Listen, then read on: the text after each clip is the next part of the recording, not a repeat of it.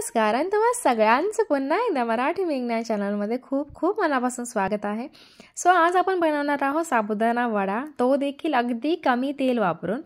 So त्यासाठी आपल्याला हवा आहे 2 मीडियम साईजचे बटाटे, जे मी शिजवून किसून घेतलेले आहे। शेंगदाणे शेंगदाण्याची जे की पावडर करून घेतलेली आहे आणि हिरवी मिरची। जर तुम्ही इथे जे की उपवासामध्ये तुम्ही जर कोथिंबीर, जिरं किंवा कढीपत्ता ह्या गोष्टी खात असाल तर तुम्ही त्या देखील यूज करू शकता। याच्यामध्ये टाकलेला आहे सेंधा मीठ आणि नॉर्मल मीठ खात असाल तुम्ही ते देखील टाकू शकता।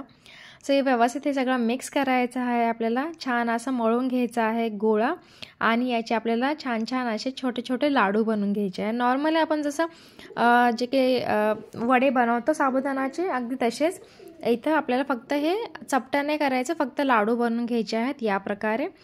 सो हे सगळे मी जे काही लाडू इथे बनवून घेतलेले आहेत आणि आता आपल्याला काय करायचं आहे, आपल्याला घ्यायचं आहे अप्पे जे बनवतो आपण।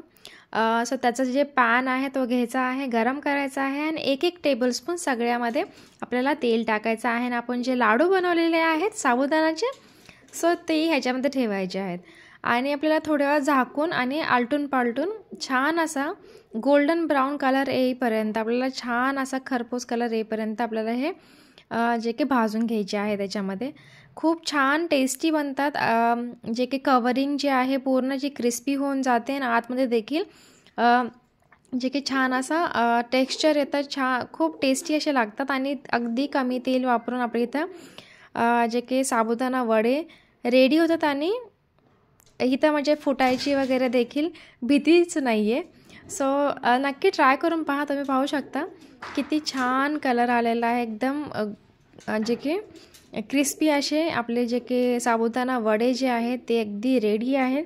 मस्त गोड दह्यासोबत किंवा तुम्ही शेंगदाण्याच्या चटणीसोबत तुम्ही सर्व करा, खूप टेस्टी लागतात।